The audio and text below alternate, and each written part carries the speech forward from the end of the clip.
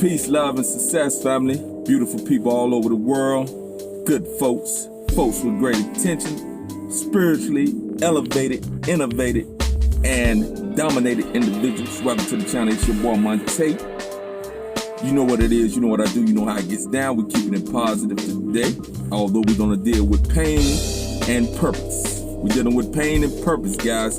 Now, with that being said, look to the right of me or the left of me. You'll see a list of herbs for your back pain, guys. Any of you dealing with back pain and you tired of those meds, all right? Turn to the herbs, learn the herbs, research the herbs. The herbs going to bring you something that's going to benefit your body without destroying the organs within the body at the same time. Now, let's get into this, guys. Pain and purpose, guys. Most of us experience a lot of pain during this life of ours. You understand what I'm saying? No matter what it is. Let me share with you a story of some of my pain, guys. A lot of my pain came from being impoverished, guys. And it was a mental and emotional pain more than a physical pain. I didn't realize it at the time, but as I grew older, I understood why I made decisions, why I was so angry as a youngster.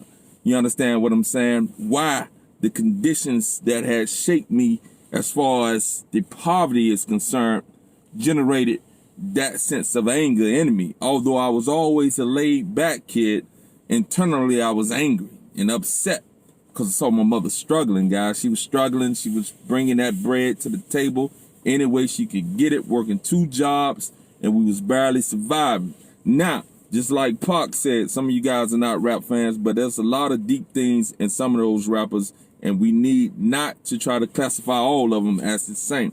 Like my boy Pac, he said, we didn't have much, but we always had enough. That was something that was very, very, very true.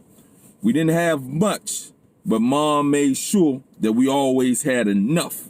But during the process of seeing my mom go through these struggles, seeing my mom work both jobs and barely being able to provide, even though she was providing, I never saw her complain.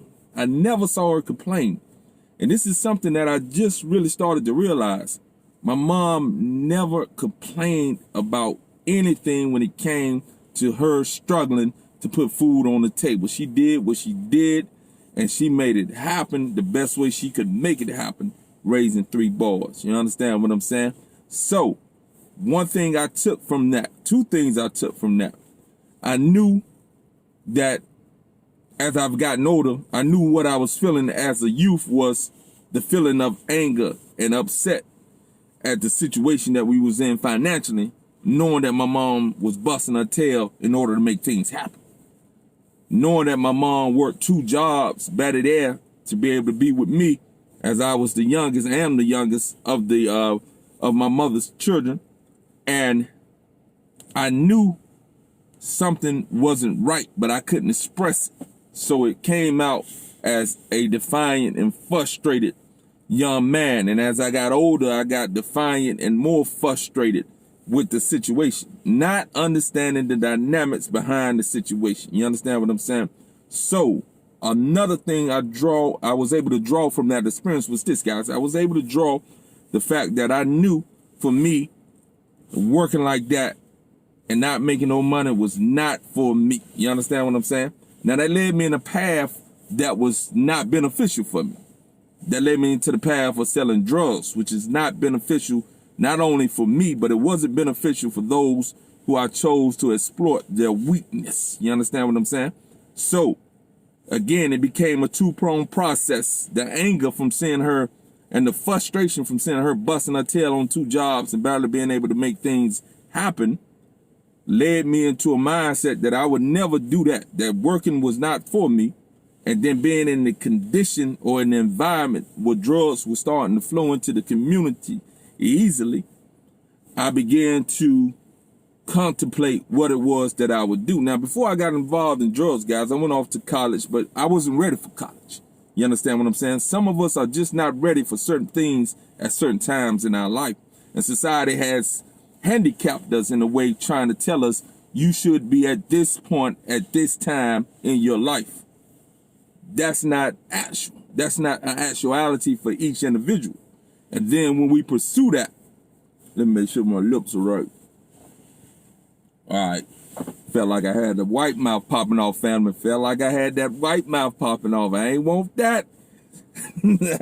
But yeah, so society creates certain standards that might not be the standard for you guys. We got to understand we are individuals. We are unique. And that wasn't the thing for me, guys. Now, selling drugs wasn't the thing for me either, but I chose that. But going to college was not the thing, but it was something that was expected, and it was something that I saw as an out from the ghetto, because I was sold the dream that college degrees will make things better. For some people, they do. Not for all. For me, I wasn't ready mentally. I wasn't ready emotionally. I wasn't ready. So the stress of not being ready mentally or emotionally had a toll on my mindset and how I was able to pursue the certain things that I wanted to pursue. Now, let's turn this pain into purpose, guys. So let's talk about the pain. So the pain of experiencing things mentally and emotionally that you're not ready to handle can always lead us into a path of doing things that are not beneficial. But what I've been able to do, and what many of us are able to do, guys, we can turn the pain of loss into a purpose and a passion. We're talking about physical pain, we're talking about mental pain, and we're talking about emotional pain. Mental and emotional more so, but the physical pain is there as well. Because if you don't know, guys, the body experiences three types of stresses. Either it's chemical, it's emotional, or it's physical. And all those turn into some type of mental awareness of that pain, whether it's physical pain, emotional pain, or whether it's psychological pain, guys. So we're dealing with pain, guys, emotionally and psychologically, guys. And these things often lead us into a path that doesn't allow us to meet our purpose. Now, the purpose is something that you come into when you find what it is that you love to do. Find a way to create that and find a way to make that a part of the game plan. So I knew, guys, after I spent close to 8 years in prison, this was a physical, mental, and an emotional pain that I endured, that I brought upon myself. Now, society has some bearing in the things that we do now, so don't get me twisted. I don't give this society a free pass for what it is that they have set up that makes it easier for those who are in the inner cities to do crime so they can be locked up. Now, I own my responsibility for getting into that and to participate in that, all right? So I own my responsibility, guys. Own your responsibility. But again, so the pain of being incarcerated was mental, emotional, and physical, as the mental and emotional can have a devastating effect on the physical body. You understand what I'm saying? So after my first time being incarcerated, I got out, I got right back into the same thing. Went back, I got out the second time, I knew I wasn't going back into that same thing. But I didn't know what it was that I wanted to do. You understand what I'm saying? I didn't have a game plan. I didn't have the requisite talent or tools at that time to be an entrepreneur, although I knew that I could never be happy working for somebody else. Now, I'm not telling you that you can't be, but I knew I couldn't be. So, as time went on, the struggles went on, I found the purpose, and it just landed in my lap. Health and fitness became the purpose. As I got involved in the health and fitness, I eventually got involved in the nutrition. The nutrition became a purpose. After I got involved in the nutrition, I found out the herbs. The herbs became a purpose, a focus. You understand what I'm saying? Now I'm into all those things, and I'm tying them together to bring forth what it is that I know that I have a understanding of, that I know that is unique in my own perception of it, and that my purpose is to deliver those things to those people who are willing to hear and accept what it is that is natural that I've come to understand. I'm not the only one that understands this, but my unique perception is my unique perception, as is your unique perception. You can turn whatever emotional, mental, and physical pain that you're dealing with into a purpose. So, let me give you an example. All right, I had back surgery, guys, and the back surgery really broke me down. Really, about 10 years ago, I really didn't want to have surgery, but I had no choice because I didn't know any other way to get rid of that pain. I was unaware of the herbs at this time. And not saying that the herbs would have been able to correct that issue right there, because that was a more of a physical issue with a disc pressing on a nerve. Now, I went in and I had that surgery. I was begging those individuals to give me some morphine because I was in so much pain before I had that surgery. You understand what I'm saying? So I knew that I needed to figure out how not to experience that pain ever again. They gave me the surgery. Many individuals who have back surgery continue to have major back problems after the surgery, depending on the surgery.